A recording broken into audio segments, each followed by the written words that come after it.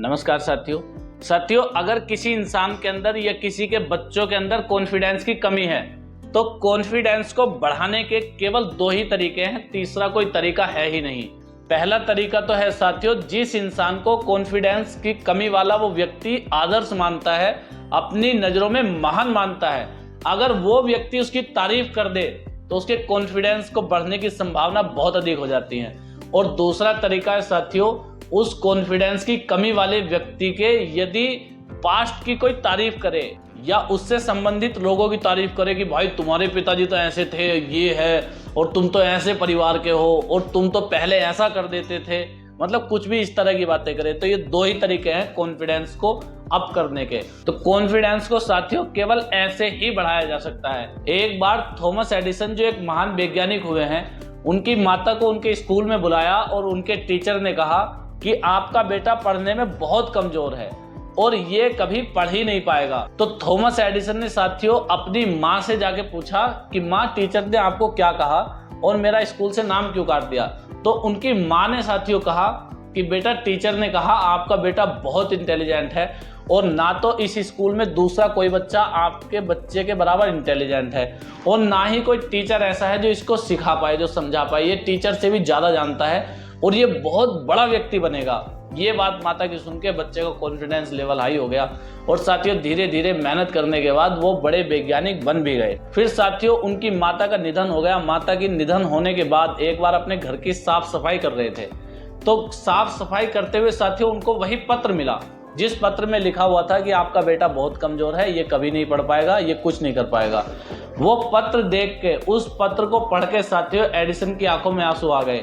उनको पता चला कि मेरी माँ जो कि एक गृहिणी थी, मुझे कितनी बड़ी सीख सिखा गई, और जो हमारे स्कूल के टीचर्स थे जिनका काम यही था बच्चों को सिखाने का, बच्चों को समझाने का, उनके अंदर कॉन्फिडेंस हाई करने का, वो नहीं सिखा पाए। और साथियों कई बार टीचर्स माँ बाप से, पेरेंट्स से कह देते हैं आपका बेटा कमजोर है, आपका बच्चा पढ़ने में बिल्कुल बुद्धू है, तो इसमें माँ बाप की कोई गलती नहीं है। साथियों माँ बाप की गलती तब है अगर बच्चा स्कूल नहीं जाता है तो माँ बाप की गलती है, अगर बच्चे की फीस टाइम से नहीं जा रही तो माँ बाप की गलती है।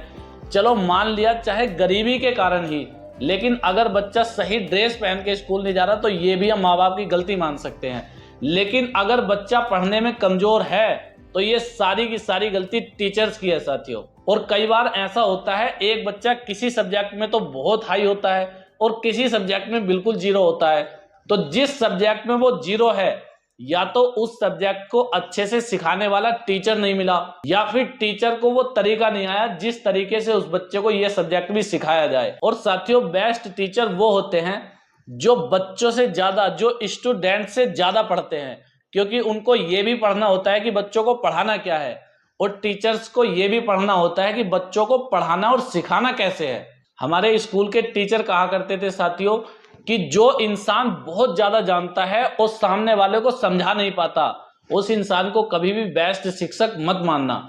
जो इंसान चाहे कम जानता है लेकिन सामने वाले को बहुत अच्छे से सिखा पाता है, जितना वो जानता है लगभग सभी कुछ सिखा पाता है और स्टूडेंट के अंदर पढ़ने की चाह पैदा कर सकता है, उसे आप बेस्ट टीचर मानना। और साथियों वही बेस्ट टीचर होते हैं जिन्हें ये पता होता है कि बच्चों को सिखाना कैसे है। ये बच्चा दूसरे दिमाग का है, इसको कैसे सिखाना है, इसका अलग दिमाग है, इसको कैसे सिखाना है। ठीक है साथियों, मिलते हैं नेक्स्ट वीडियो में। जय हिंद, जय भारत।